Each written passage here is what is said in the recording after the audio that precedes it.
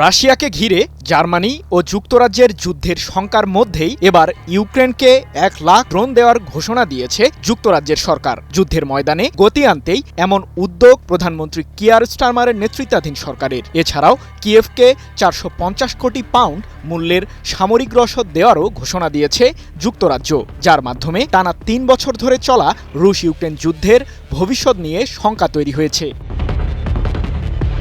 ২০২৯ সালের মধ্যেই মার্কিন সামরিক জোট ন্যাটোর সদস্য রাষ্ট্রগুলোর সাথে যুদ্ধ লাগবে রাশিয়ার। সম্প্রতি এমন দাবি করেন জার্মানির প্রতিরক্ষা বাহিনীর প্রধান জেনারেল কার্স্টেন ব্রুয়ার। মস্কো প্রতি বছর ১৫০০ ট্যাঙ্ক তৈরি করছে বলেও দাবি ব্রুয়ারের, যা ভবিষ্যৎ যুদ্ধেরই ইঙ্গিত বলে অভিযোগ জার্মান প্রতিরক্ষা বাহিনীর প্রধানের।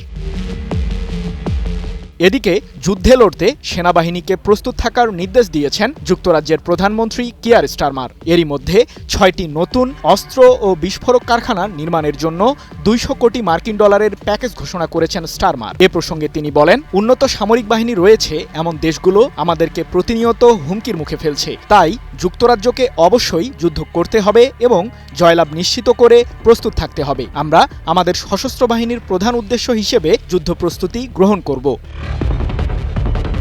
প্রধানমন্ত্রী কিয়ার স্টারমারের এমন ঘোষণার ঠিক একদিন পরই ইউক্রেনকে ১ লাখ ড্রোন দেওয়ার ঘোষণা দিল যুক্তরাজ্য। আগামী বছরের এপ্রিলের মধ্যেই এসব ড্রোন কিয়েভকে সরবরাহ করবে লন্ডন, এমনটি জানিয়ে যুক্তরাজ্যের প্রতিরক্ষামন্ত্রী জন হিলি বলেন, চলতি বছর ইউক্রেনকে লক্ষাধিক ড্রোন ও গুরুত্বপূর্ণ গোলাবারুদ সরবরাহের মাধ্যমে দেশটির প্রতি যুক্তরাজ্যের সমর্থন বৃদ্ধি করবে। ৪ জুন এক প্রতিবেদনে বিষয়টি নিশ্চিত করেছে ব্রিটিশ বার্তা সংস্থা রয়টার্স।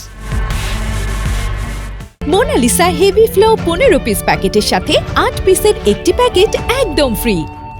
ইউক্রেনের অন্যতম কট্টর পশ্চিমা সমর্থক হিসেবে যুক্তরাজ্য সবসময় প্রেসিডেন্ট ভলোদিমির জেলেনস্কিকে সহযোগিতা করে আসছে। রাশিয়ার বিরুদ্ধে লড়তে চলতি বছরের জানুয়ারি থেকে এখন পর্যন্ত ইউক্রেনকে ১,৪০,০০০ গোলাবারুদ সরবরাহ করেছে যুক্তরাজ্য সরকার। এছাড়াও ইউক্রেনের সামরিক বাহিনীকে প্রশিক্ষণ দেওয়ার জন্য আরও ২৪.৭ কোটি মার্কিন ডলার ব্যয়ের ঘোষণাও দিয়েছেন প্রধানমন্ত্রী কিয়ার স্টারমার। সৃজন মাহমুদ, নিউজ 24।